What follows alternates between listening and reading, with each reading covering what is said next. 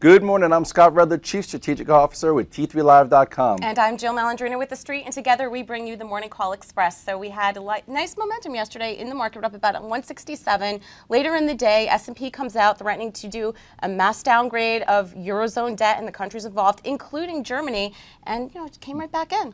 Well, the traders are starting to get very frustrated because every day we have this huge gap up in the market. And even last week, I would say 80% of the action was done with a gap up, nothing intraday. So you've almost had to have the confidence just to buy your positions, hold them in the face of really historically tough headlines. Like yesterday, this was like the first time they did a blanket on so many different nations slash banks. But yet the markets are yawning at it today this morning. Right. It just lends to more unconstructive, sloppy trading. The market was up over 7% last week, and we're at some key averages right now.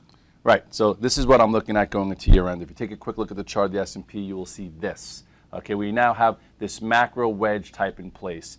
Just to do a quick recap, you had that outside day that led to a really nice move to 1292. Then you had this consolidation that resolved short term to the downside, only to bounce right back.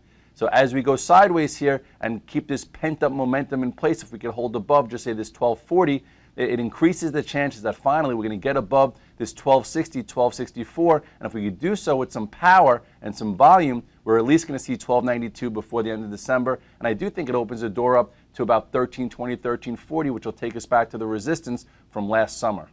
Moving along to our sector spotlight, we're going to look at the semis today. We've been talking about this group for the past 2 or 3 weeks, really warming up to it. This morning there's been a ton of broker upgrades to outperforms, few neutrals, a bunch of initiations, and I only saw one sell on the street with Goldman. I forget which stock they were downgrading, but the industry itself fundamentally and technically is really warming up to this space again.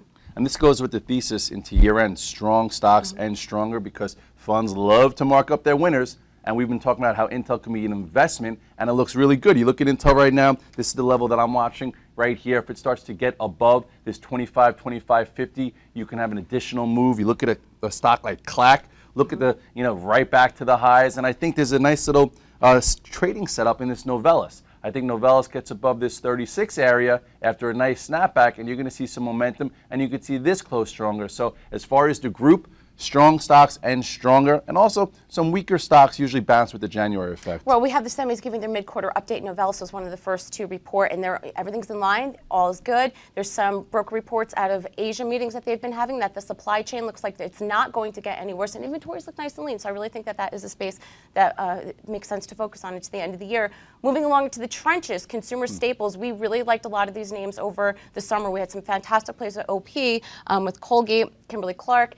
They look a little bit toppy. I think the sector's overbought, and there could be some rotation into other sectors. Yeah, I don't think it's an exciting sector, and if the market's going to have a real rally or ignite a little bit, people are going to go after the high growth. They might go after some industrials. I'm not saying sell your consumer staples, but if you only have a certain amount of money to put to work, it probably won't be best suited there.